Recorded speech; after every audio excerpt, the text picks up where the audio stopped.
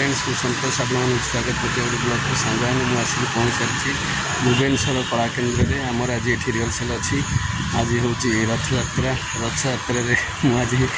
छुट्टी थुआरू आज रिहर्सल देवाक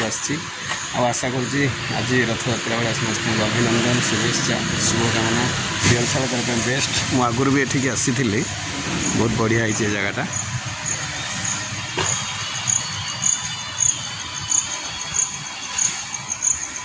कवि सम्राट उपेन्द्र भंज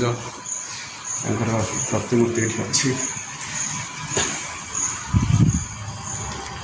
ये जगार आम आज रिहर्सल करूँ बहुत बढ़िया है सब सजासजी हो जाइए आमर रिहर्सल तो आउ किए आसी ना मु बर्तमान आसिक प्रथम पहुँच जाइए कहीं प्रथम कथा है टाइमिंगटा समस्त पाखे रहा दरकार टाइमिंग ज्ञानटा जेकोसी काम करूँ मीटिंग करूँ कि स्टेशन कौन जातु आउट ऑफ स्टेशन बस जुआड़े भी जातु सब बेले टाइम रहा चेष्टा करेंगे यदि टाइम आप रे कौन असुविधा नहीं कि आपको कहीं कहबे कि कौन गाड़ी फाड़ी केते फेल हेबे आ कौन शूटिंग सेटू गले आप लज्जित हेबे कहीं टाइम जाकि पहुँची पारे से मु सदा पिला बेलू चलचंचल रही था टाइम उपर ध्यान दिए निहाती पक्षे टाइम पहुँच जाए कि बाईचान्स टिके आगुरी पहुँच जाए केते पछरे मु पहुँचनी बहुत बढ़िया जगटा ओपन स्पेस खुशी लगुच ये रिहर्सल कर बहुत मजा लगे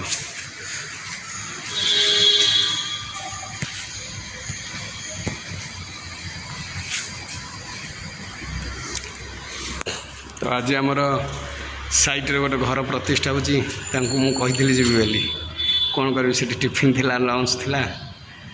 तो दीपनीत भाई कहते जे नाई आज दिन सारा रिहर्सल करा पड़ो टी रिहर्सल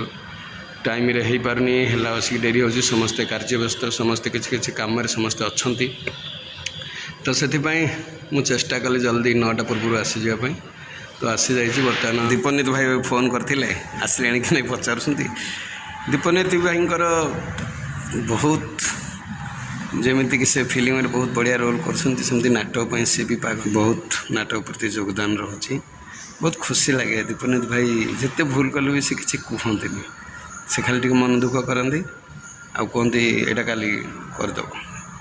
सेटा हूँ गोटे निर्देशक जिते निर्देशना दिए ना फुल माइंड रे काम करे जिते भूल भाल हुए अस्तव्यस्त हो जाती किसी निर्देशक मुझे देखी आम जीवन रेखा थिएटर ग्रुपर आम सार अच्छा अभिनव राउतराय से पूरा फुल माइंडेड लोक से किसी क्या किसी कहते से भूल गुरा तार कौटी भूल हो कौन हो पछे बुझाती एवं ठीक नाटक जो दिन थाए से दिन सब ठीक ठाक हो जाए तो मत दीपनीत भाई साथी काम कर बहुत भल लगे मोर भूल हुए सत बेसी रागनी आउ मन दुख करती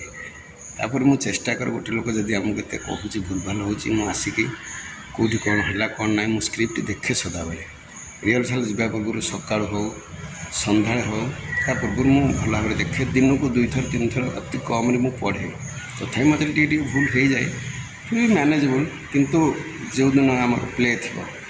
से दिन मोर के भी भूल हुए यहाँ भगवान गोटे आशीर्वाद रही मुझे मन लगे कि स्क्रिप्ट पढ़े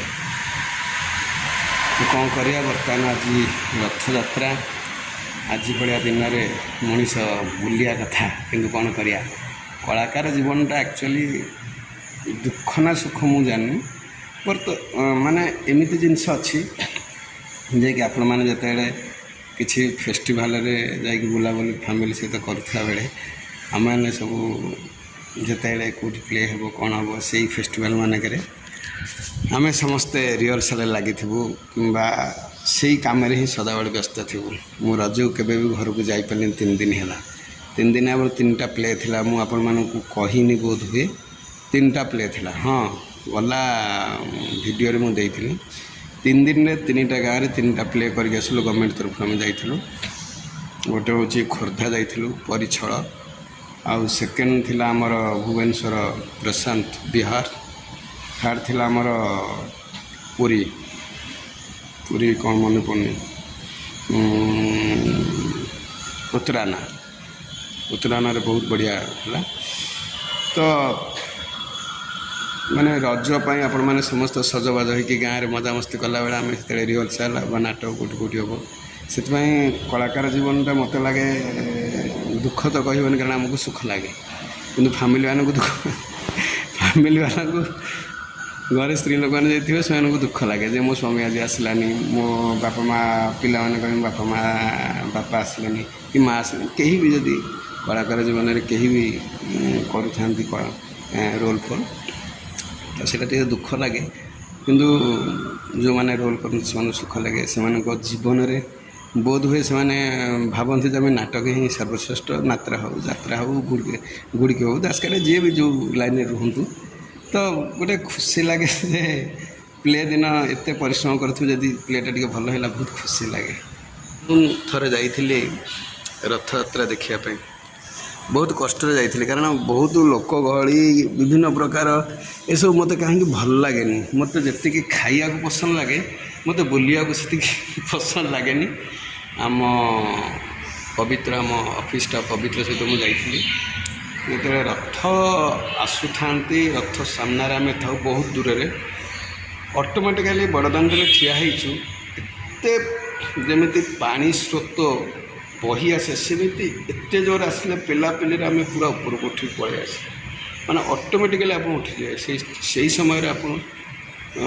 ଧୀର ସ୍ଥିର ଦେଖି ଚାହିଁବେ, ନହେଲେ ତଳେ ପଡ଼ିଗଲେ ପୁରା ଆପଣଙ୍କୁ ଦଳି ଦେବେ। ଆଉ ରଥ ଗଲା ପରେ ପଛକରେ ଦେଖି କେତେ ଚପଲ, କେତେ ଜୋତା, ରଥ ଦୌଡ଼ି ଛୁଇଁବାକୁ ମୋତେ ବହୁତ ସମୟ ଲାଗିଗଲା, ବହୁତ କଷ୍ଟରେ ବି ଛୁଇଁଲି। ଆଉ ମୋର ଅନୁଭୂତି ଏଇଆ, କିନ୍ତୁ ଯେଉଁମାନେ ଯାଉଛନ୍ତି ଫ୍ୟାମିଲି ନେଇକି ବହୁତ ହୁସିଆରେ ରହିବା କଥା। ଆଉ ରଥଯାତ୍ରାରେ ଯାଇକି ବହୁତ ଖାଇବା ବି ଅନ୍ନଛତ୍ର ମିଳେ, ଆପଣ ଖାଇବା ପାଇଁ ଚିନ୍ତା କରିବେ, ଯେଉଁଠି କରିବେ ସେଇଠି ଖାଇପାରିବେ ଫ୍ରିରେ,